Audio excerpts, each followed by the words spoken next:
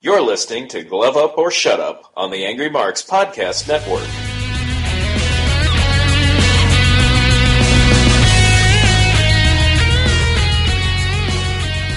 All right, well, let's start with Bellator 132 in Temecula, California, the main event. Temecula. One of these days I'll get you to say Temecula.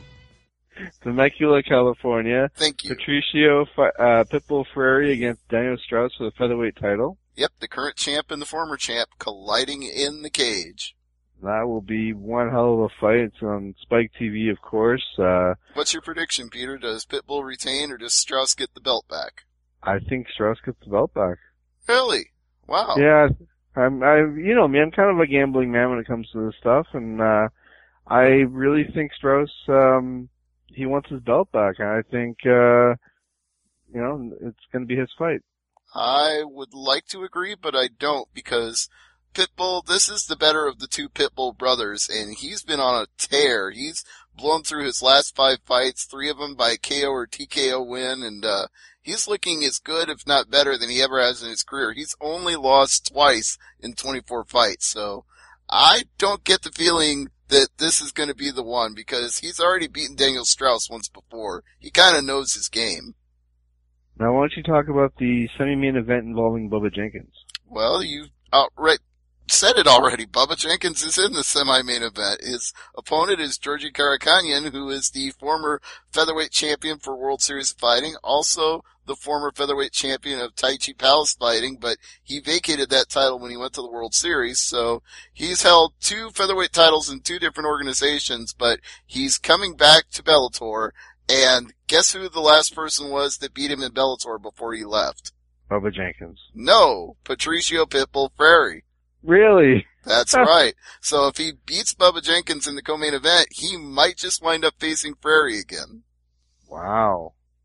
That'd be a really interesting fight. Yeah, but then don't count Bubba Jenkins out either, because he's on a 4-fight win streak, and I read some feedback on my interview with him at MMA Mania, and one of the responders said he got beat up by LaRue Bailey at Bellator 100, and I said, okay, that's true, he did, but he fought at lightweight. Since he dropped down to featherweight, he's unbeaten. I'm just trying to figure out, when it comes to this fight, do you think this fight goes to the judges? I think it goes to a decision, and I think Jenkins gets the decision. All right, well, we gotta talk about Alexander and Zwicker, though. You're kind of hemming and hawing because you don't know what to say about that, right? Yeah, exactly. I hate saying decision, but I think you're right on that one. Yeah, and I think probably Alexander and Zwicker go to a decision too, and let's just hope there aren't any headbutts in this fight. All right, well, why don't we talk about the next fight on the card here with Houston Alexander and Virgil Zwicker? That's what I just did. I already gave my prediction on it, so what's yours? I got Alexander. Okay. Then we'll see if that happens. First fight, he looked good. He was getting takedowns. He was controlling the fight for most of it, but unfortunately that headbutt was what led to it being a draw, because he got a point deducted in a round that he otherwise won. So, well, if he's disciplined and follows the game plan, he'll be okay. But Zwicker actually trains with Fernando Gonzalez, one of the guys that I talked to this week, and Gonzalez said, hey, you know what? Zwicker had a full camp this time. Last time he took the fight on 1 week's notice, so don't expect to see the same Virgil Zwicker you saw last time. And Fernando Gonzalez is fighting Mauritius Zemexkis. You got it. The former welterweight champion of Dream over in Japan.